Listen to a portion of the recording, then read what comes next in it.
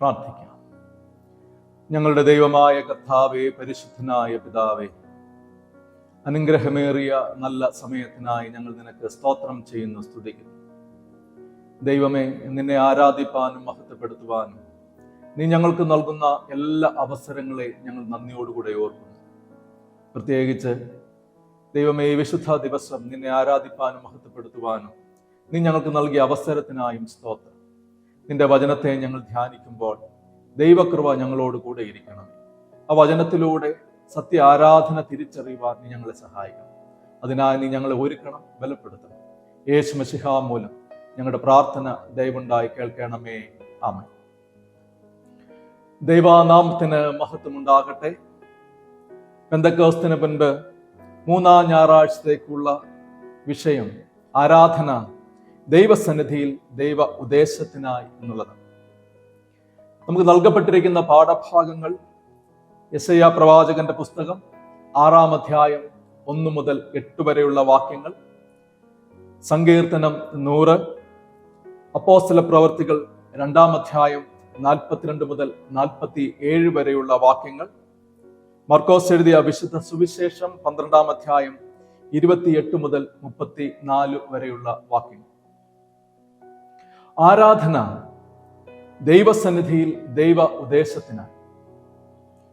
മനുഷ്യനും ദൈവവും തമ്മിലുള്ള കണ്ടുമുട്ടലിന്റെ അനുഭവമാണ് ആരാധന എന്ന് പറയുന്നത്. മനുഷ്യനും ദൈവവും തമ്മിലുള്ള കണ്ടുമുട്ടലിന്റെ അനുഭവമാണ് ആരാധന. എന്തൊക്കെയാണ് ആരാധനയിൽ സംഭവിക്കുന്നത്? ആദ്യമായി ഒരു കണ്ടുമുട്ടൽ അവിടെ ഉണ്ടാകുന്നു. ദൈവവും മനുഷ്യനും തമ്മിലുള്ള ഒരു കണ്ടുമുട്ടൽ. യെശയ്യാ പ്രവാചകന്റെ പുസ്തകം 6-ാം അധ്യായം 1 മുതൽ 8 വരെയുള്ള വാക്യങ്ങൾ നമ്മൾ വായിക്കുമ്പോൾ യെശയ്യാ പ്രവാചകനുണ്ടായ ദർശനത്തെ പറ്റി നമ്മൾ അവിടെ വായിക്കുന്നു. കണ്ടുമുട്ടൽ എന്ന് പറയുന്നത് അനുഭവമായി മാറുന്നതാണ് നമ്മൾ അവിടെ കാണുന്നത്. ദൈവവും യെശയ്യാ പ്രവാചകനും തമ്മിലുള്ള കണ്ടുമുട്ടൽ, ആ കണ്ടുമുട്ടൽ ഒരു പുതിയ അനുഭവമായി രൂപപ്പെടുന്നു എന്നുള്ളതാണ് ആരാധന സവിശേഷതയുള്ളതാക്കി തീർക്കുന്നത്. ഈ ആരാധനയിലൂടെ കേവലമായ ഒരു കണ്ടുമുട്ടലല്ല ദൈവം ഉദ്ദേശിക്കുന്നത്. ഈ കണ്ടുമുട്ടൽ ഒരു അനുഭവമായി മാറുന്നു. ദൈവമായുള്ള കണ്ടുമുട്ടൽ സ്വയത്തെ തിരിച്ചറിയുവാൻ സഹായിക്കുന്നു. യെശയ്യാവ് സ്വയത്തെ തിരിച്ചറിയുകയും ശുദ്ധീകരണത്തിലേക്ക് തന്നെ നയിക്കുകയും ചെയ്യുന്ന അനുഭവമായി ഈ ആരാധന മാറുന്നു. സ്വയത്തെ കണ്ടെത്തുകയും ശുദ്ധീകരണത്തിലേക്ക് നയിക്കപ്പെടുകയും ചെയ്തപ്പോൾ ആരാധന ഒരു ദൗത്യത്തിനായുള്ള ഒരുക്കമായി നമ്മൾ അവിടെ ദർശിക്കുന്നു. ആരാധനയിൽ ശ്രവിച്ച ദൈവത്തിന്റെ ശബ്ദം ദൗത്യത്തിനുള്ള ഒരു യാത്രയായി മാറുന്നു.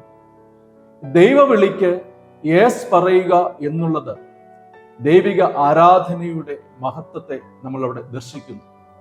മനുഷ്യനും ദൈവവും തമ്മിലുള്ള കണ്ടുമുട്ടലിന്റെ അനുഭവമായി ആരാധന മാറുന്ന സമയത്ത് ദൈവവിളി യേസ് എന്ന് പറയുവാൻ ഏത് സാഹചര്യങ്ങളിലേക്കുള്ള യാത്രകൾക്കും ഏത് ദൗത്യങ്ങളെ ഏറ്റെടുക്കുവാനും ഒരുക്കുന്നതായി തീരുന്നു എന്നുള്ളതാണ് ആരാധനയുടെ മഹത്വം എന്ന് പറയുന്നത്. അതുകൊണ്ട് ആരാധന ദൈവസന്നിധിയിൽ ദൈവ ഉദ്ദേശത്തിനായി എന്ന് നമ്മൾ ചിന്തിക്കുമ്പോൾ മനുഷ്യനും ദൈവവും തമ്മിലുള്ള കണ്ടുമുട്ടലിന്റെ അനുഭവത്തിലൂടെ ആരാധന യഥാർത്ഥ ലക്ഷ്യത്തിലേക്ക് നയിക്കപ്പെടുന്നു എന്ന് നമ്മൾ കാണും. രണ്ടാമത്, ആരാധന ദൈവസന്നിധിയിൽ ആരംഭിച്ച് ദൈവ ഉദ്ദേശത്തിൽ പൂർത്തീകരിക്കപ്പെടുന്നു എന്നുള്ളതാണ്. ആരാധന ദൈവസന്നിധിയിൽ ആരംഭിച്ച് ദൈവ ഉദ്ദേശത്തിൽ പൂർത്തീകരിക്കപ്പെടുന്നു. മർക്കോസ് എഴുതിയ വിശുദ്ധ സുവിശേഷം 12-ാം അധ്യായം 28 മുതൽ 34 വരെയുള്ള വാക്യങ്ങൾ സുവിശേഷമായി നമ്മൾ വായിക്കുമ്പോൾ 29-ാമത്തെ വാക്യത്തിൽ യേശു പറയുന്നു, എല്ലാത്തിനും മുഖ്യമായ കൽപ്പനയോ ഇസ്രായേലെ കേൾക്കാം, നമ്മുടെ ദൈവമായ കർത്താവ് ഏക കർത്താവാകും. നിന്റെ ദൈവമായ കർത്താവിനെ നീ പൂർണ്ണ ഹൃദയത്തോടും പൂർണ്ണ ആത്മാവോടും പൂർണ്ണ മനസ്സോടും പൂർണ്ണ ശക്തിയോടും കൂടെ സ്നേഹിക്കണം. രണ്ടാമത്തേതോ കൂട്ടുകാരനെ നിന്നെ പോലെ തന്നെ സ്നേഹിക്കണം എന്നത്രേ. ഇവയിൽ വലുതായി വേറൊരു കൽപ്പനയും ഇല്ല.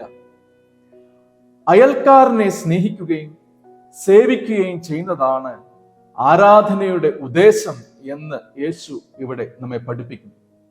നിന്നെ പോലെ നിന്റെ അയൽക്കാരനെ സ്നേഹിക്കുക എന്ന കൽപ്പനയിലൂടെ യേശു അത് വ്യക്തമാക്കുന്നു. അതിരുകൾ അവസാനിപ്പിച്ച് അതിരുകൾക്കപ്പുറത്തേക്ക് പകരപ്പെടുന്ന സ്നേഹമാണ് ആരാധന നൽകുന്ന ഉദ്ദേശം. പ്രകടമാക്കുന്ന സ്നേഹമാണ് ആരാധന ആവശ്യപ്പെടുന്നത്. From altar to the world, വിശുദ്ധമായ ഇടത്തു നിന്നും ലോകത്തിലേക്ക് ഇറങ്ങി പുറപ്പെടുന്ന സേവനത്തിന്റെയും സ്നേഹത്തിന്റെയും ഉറവിടമാണ് ആരാധന.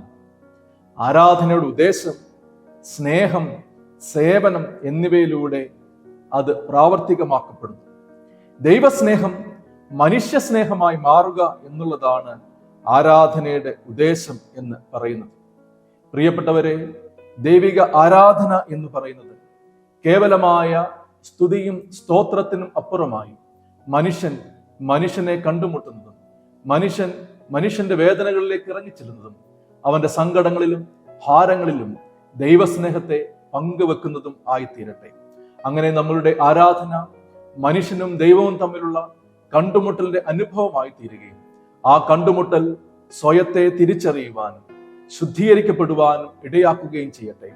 ആരാധന ദൈവമേൽപ്പിക്കുന്ന ദൗത്യങ്ങളിലേക്ക് മുന്നേറുവാൻ നമ്മെ സഹായിക്കട്ടെ. ആരാധന ദൈവവിളിക്ക് യേസ് പറയുവാൻ നമ്മെ ഒരുക്കട്ടെ. ആരാധന അതിരുകൾക്കപ്പുറത്തുള്ള ദൈവസ്നേഹം പങ്കുവെക്കുവാൻ ഇടയായിത്തീരട്ടെ. ആരാധന ദൈവസന്നിധിയിൽ ആരംഭിച്ച് ദൈവ ഉദ്ദേശത്തിന്റെ പൂർത്തീകരണത്തിനായി നമ്മെ ഒരുക്കട്ടെ.